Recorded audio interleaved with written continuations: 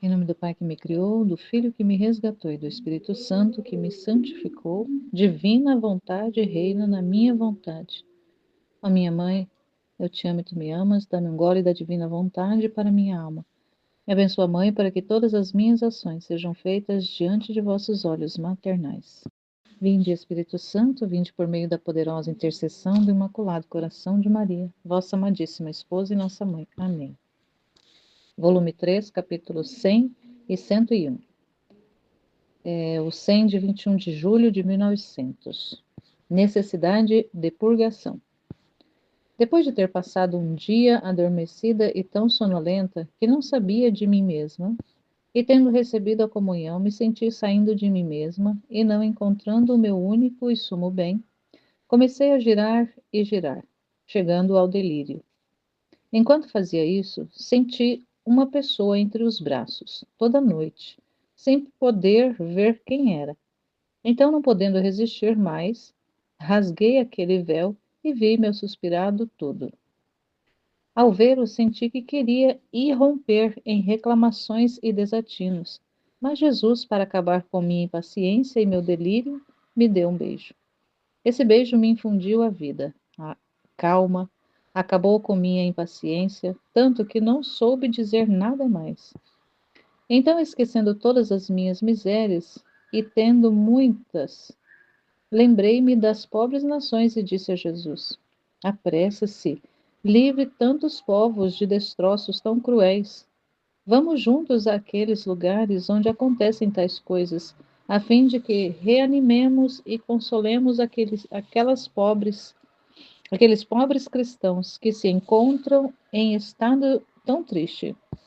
E ele: minha filha, não quero levar-te, porque teu coração não resistiria a ver matança tão dilacerante. E eu: ah, Senhor, como foi que permitiste isto? E ele: é absolutamente necessário para a purga em todas as partes, porque no campo semeado por mim cresceram tanto as ervas daninhas, os espinhos, que se fizeram árvores, e estas árvores espinhosas não fazem outra coisa senão inundar meu campo de águas venenosas e pestilentas, que se alguma espiga se mantém intacta, não recebe outra coisa senão picadas e fetidez, tanto que não podem germinar outras espigas. Primeiro, porque lhes falta o terreno, ocupado por tantas plantas nocivas. Segundo, pelos contínuos furos que recebem, que não lhes dão paz. Eis a necessidade da matança, para extirpar tantas plantas más, e o derramamento de sangue para purgar meu campo das águas venenosas e pestilentas. Por isso não te queiras entristecer ao princípio, porque não só onde já ordenei os flagelos, mas em todas as outras partes se necessita a purga. A purgação, a purificação, é à medida que a gente vai entendendo o plano de Deus, à medida que a gente vai compreendendo o que Ele está fazendo, o trabalho dele, a intenção dele, o amor dele. Quem é Deus? A gente vai vendo que realmente, Senhor, quanto que é necessário a terra ser purificada, ser purgada. Ele faz essa comparação com esse campo que foi semeado, muitas ervas daninhas, cresceram muitas ervas daninhas ao ponto de chegarem até a estatura de árvores, ou seja, cresceram demais, tomaram conta do espaço e não sobra espaço para as outras plantas, sufocam as outras plantas, por serem essas plantas como espinheiros, fica picando as outras, ou seja, é todo esse mal que está no mundo, da vontade humana, das pessoas quererem viver sem Deus, vivendo ao Deus dará, vivendo do jeito que querem, fazendo o que querem, quando querem, e sem considerar a existência de Deus, nem não só não consideram Deus, mas até mesmo o próximo, passa por cima do próximo, faz coisas horríveis, cometem injustiças, cometem atrocidades com o outro semelhante, com a outra pessoa. Hoje, mais do que nunca, as pessoas estão tendo mais consideração com animais do que com os próprios semelhantes, com os próprios seres humanos. Até mesmo em relação às leis. Hoje em dia, matar um animal é cadeia na certa, mas matar um outro ser humano, às vezes a pessoa, se não for pega em flagrante, vai responder o processo em liberdade. A coisa está tão louca, essas árvores venenosas, essas ervas daninhas cresceram tanto, ou seja, o pecado no mundo cresceu tanto, a desobediência, a rebeldia do homem, o querer viver por conta própria, cresceu tanto que ele precisa usar dos flagelos, usar do castigo para poder corrigir. E ainda com isso, muitos ainda têm chance, por meio das correções, por meio dos flagelos, por meio da purgação, têm chance de serem salvos. Por isso é que ele não poupa os castigos. Por isso que ele. Porque Deus vê muito, Deus vê além, Deus vê tudo, Deus vê em todos os. Deus vê assim, na profundidade, Deus vê tudo que precisa. Deus vê tudo. E nós vemos no imediato. Então, quando a gente tem só apenas o olhar humano, a gente vê como algo ruim. Mas quando a gente penetra os pensamentos de Deus, os planos de Deus e vê que o que Ele está fazendo é o melhor para cada pessoa. Então, o sofrimento é o melhor que nós podemos, que o ser humano pode receber nesse tempo, principalmente nesse tempo. É o melhor que o ser humano pode receber nesse tempo é o flagelo, é os castigos, é a purgação. E ainda agora há pouco eu estava lembrando, meu Deus, quanto que às vezes as pessoas estão vivendo de qualquer jeito e de repente elas se veem principalmente na época da pandemia foi meio geral, mas quando agora as consequências estão aí também sendo colhidas por causa muita coisa teve de males que estão acontecendo hoje em dia, teve origem ali na pandemia também. E o quanto que para uma pessoa hoje que está vivendo a vida só pensando em si, pensando em conquistar para si, em crescer, em se desenvolver, em aparecer, em se destacar, em bem-estar, só pensa na terra, uma pessoa que só pensa na terra. Tem muitas pessoas boas, como até mesmo a relacionada às virtudes, que estão vivendo as virtudes, mas em prol de si próprio, em prol dos próximos, em prol de beneficiar-se aqueles que estão próximos, dos familiares, assim, individualmente ou os familiares, e não pensa em Deus, não considera Deus. E vive na conquista, conquistando, aproveitando, gozando a terra. E aí, de repente, a pessoa recebe a notícia, começa a adoecer, ou de uma hora para outra acontece alguma coisa e é diagnosticado com uma doença grave, como, por exemplo, um câncer. E a pessoa vai, nossa, acabou a minha vida, e agora, o que eu vou fazer? E se ela olhar para aquela, se realmente só olhar para o humano, ela vai ver ele como uma desgraça. Mas Deus, que sabe o que é necessário para salvar aquela alma, está enviando um presente para aquela alma. E hoje em dia, a pessoa ter a oportunidade de passar por uma doença grave é um presente. É um presente que a gente só vai realmente compreender em Deus. Fora de Deus, a gente não vai ver isso como um presente. Vai ver como realmente como uma desgraça. Mas é uma graça muito grande.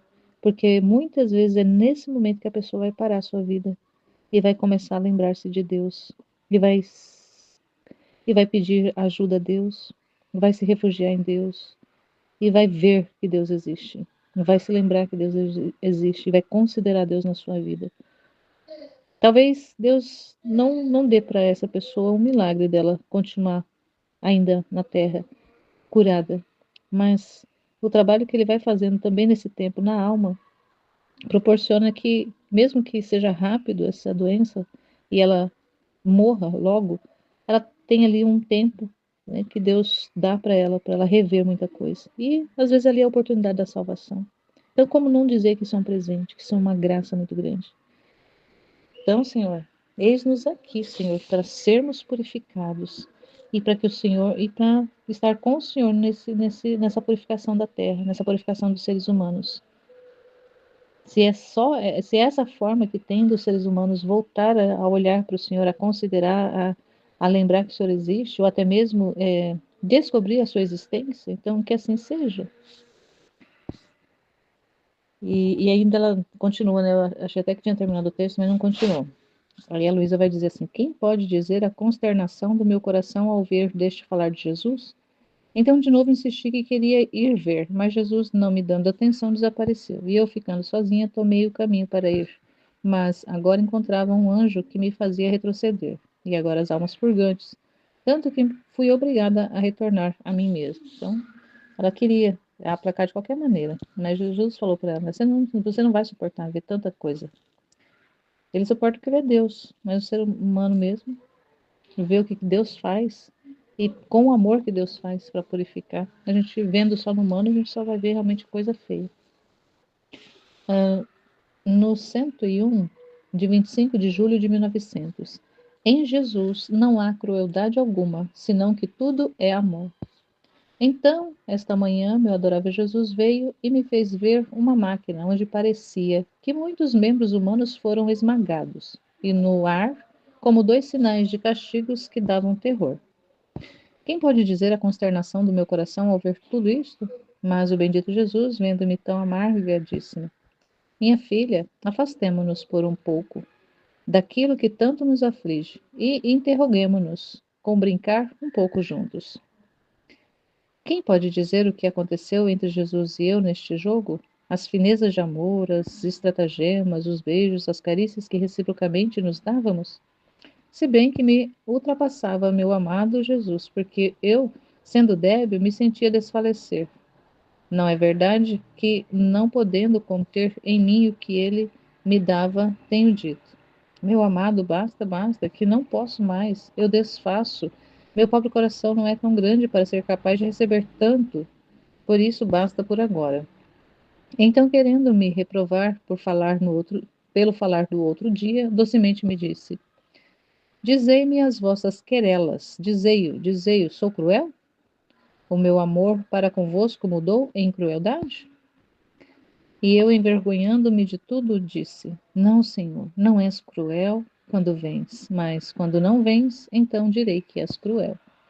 E ele, sorrindo diante de minhas palavras, acrescentou: no entanto, você continua dizendo que quando eu não venho, eu sou cruel. Não, não. Em mim não pode haver nenhuma crueldade, mas tudo é amor. E você deve saber que se é como você diz, então o mesmo ser cruel é amor maior. Então, olha que lindo aqui. A Luísa ali naquela situação, Jesus vem, começam a se entreter, para fazer ela esquecer um pouco dos sofrimentos.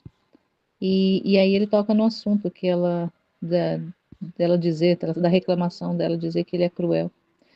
E ela fala: quando o senhor vem, o senhor não é cruel, mas quando o senhor não vem, é, porque ela sentia a dor da ausência de Jesus. E aí ele vai dizer assim,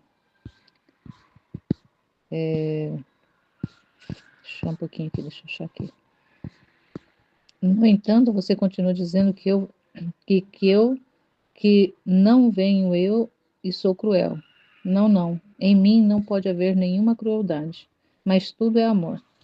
Então, até mesmo em relação ao texto anterior sobre os castigos, Deus não castiga porque Deus é cruel, porque Deus é um tirano, mas porque Ele ama. E porque Ele ama, Ele quer ver as almas felizes, porque nós fomos feitos para a felicidade, fomos feitos para a santidade. E se nós estamos no caminho contrário daquilo para o qual nós fomos feitos, aí ele precisa usar sim da correção, porque ele já nos ama. Mas é aquele filho que quanto mais o pai é favorável, quanto mais o pai passa a mão na cabeça, quanto mais o pai é permissivo, mais o filho é estragado. Então Deus, como um pai que não é um pai humano, Deus é um pai, mas é um pai que é Deus, que é divino, que vê tudo, que sabe de tudo. E sabe que se ele deixar o homem é totalmente livre, liberado, o homem só vai pro buraco mesmo. Então, por isso que ele usa do instrumento de correção para poder fazer o homem retroceder. Então, isso não é crueldade, isso é amor. E uma outra coisa que foi falada ontem na live, até mesmo se referindo, a Aline se referindo a esse texto, que assim foi uma luz que quando, aqui no caso da Luísa, mas a gente também traz para a nossa vida, que quando ela está sofrendo, ela sofre, ela reclama da crueldade de Jesus, mas quando ele está com ela ali tem o benefício de ter a presença dele, então o sofrimento é menor. Mas quando ele não está, e ele está dentro, não é que ele não esteja, ele só não está sensivelmente visível. Mas quando ele não está sensivelmente, por que que o sofrimento é maior? Porque é o sofrimento da alma unido com o sofrimento de Jesus. Então são duas pessoas que sofrem numa mesma realidade de sofrimento, numa mesma alma. Então a ausência, aquela ausência de Jesus, que não é uma ausência efetiva, mas é uma ausência sensitiva, ela representa ali que ele está sofrendo dentro da alma. Porque os nossos sofrimentos não são nossos, é o de Jesus em nós. É Jesus que sofre dentro de nós. Então, olha que graça grandiosa. Quando ele não está, ele nos dá a oportunidade de sofrer com ele, dele e dá o espaço da nossa vida para ele sofrer através de nós, ele compartilhando o seu sofrimento para conosco. Então, se está junto, se está presente, se está ali sensivelmente junto, um está sofrendo e o outro está sofrendo. Mas quando ele não está, ele está sofrendo dentro da alma. Então, os nossos sofrimentos, entender isso, que os nossos sofrimentos, quando parece que a gente não vê Jesus, parece que a gente não encontra a resposta, parece que ele nos abandonou, é nesse exato momento é que ele está dentro de nós, sofrendo em nós. Então, não é o nosso sofrimento, é o sofrimento dele em nós. E me lembrava também daquela canção que falava dos passos na areia. A pessoa falando que existiam lá dois pares de passos. Mas no momento que ela mais precisava, no momento que ela mais precisou na vida dela, ela só encontrava dois passos, ou seja, um par de passos. Apenas uma pessoa havia passado, só havia uma pegada, duas pegada de uma pessoa apenas na areia. E aí pergunta, questiona Jesus, mas quando eu mais precisei, você me abandonou, você me deixou sozinho. E aí ele vai dizer, não, exatamente nesse momento eu te carregava no colo. Por isso que tem apenas pegada de uma pessoa na areia, porque eu te carregava no colo. Então é dessa forma que o Senhor vive dentro da gente, e Ele quer viver dentro da gente. No momento de sofrimento, Ele está nos carregando no colo. Não somos nós que estamos caminhando, é Ele que está vivendo dentro de nós. É Ele que está sofrendo dentro de nós. E quando não está tendo sofrimento, muitas vezes Ele está descansando dentro de nós, mas Ele está conosco o tempo todo. E ontem na live ficou muito claro isso, que Deus está o tempo todo com a gente. É a gente que não enxerga, é a gente que não vê, é a gente que é cego, é a gente que é tapado da consciência, é a gente que é fechado demais, a gente que é cego demais, surdo demais para não escutar as batidas do coração dele dentro do nosso, dentro da nossa alma. E por isso a gente fica reclamando: ah, Senhor, eu estou sozinho, o Senhor me abandonou. Olha só como que eu estou sofrendo. Mas a gente precisa mudar essa chave e ver que não sou eu que estou sofrendo, é Ele que está sofrendo dentro de mim. Ah, Senhor, perdoa todas as vezes que a gente duvida de que é o Senhor que está sofrendo dentro da gente, que é o Senhor que está dentro de nós sofrendo, na maioria do tempo. Se a nossa vida é um contínuo sofrimento, tem pouca trégua, é uma realidade de que a sua vida tem pouca trégua. A trégua que tem na sua vida, na sua humanidade, nesse estado, nesse tempo agora de tantas ofensas, de tanta rebeldia do ser humano, de tanta devassidão, de tanta coisa horrorosa que o ser humano está fazendo, aprontando, e faz o Senhor sofrer na sua humanidade, porque o Senhor está em cada pessoa, o Senhor está em cada alma. Então a alma está pecando e o Senhor está lá dentro dela, recebendo os golpes do pecado, recebendo os golpes daquilo que o ser humano está fazendo. E o ser humano não vê, não percebe, não sabe, muitas vezes não sabe. Então, perdão, Senhor, misericórdia em nome de todos, de todas essas realidades. E faz-nos enxergar, Senhor. Nos convence pela ação do Espírito Santo de que o Senhor não é cruel, de que o Senhor é amor puro e de que o Senhor nos ama e quer nos para a felicidade, não só na felicidade eterna, mas o Senhor quer também que a gente seja feliz aqui conhecendo o seu trabalho, conhecendo a sua vida, conhecendo o seu pensamento, conhecendo o seu agir. Já aqui a gente tem a possibilidade já de experimentar essa felicidade de estar contigo, trabalhando junto com o Senhor, sofrendo com o Senhor, juntos, juntos. O Senhor dentro de nós, nós no Senhor também. Amém, filhos.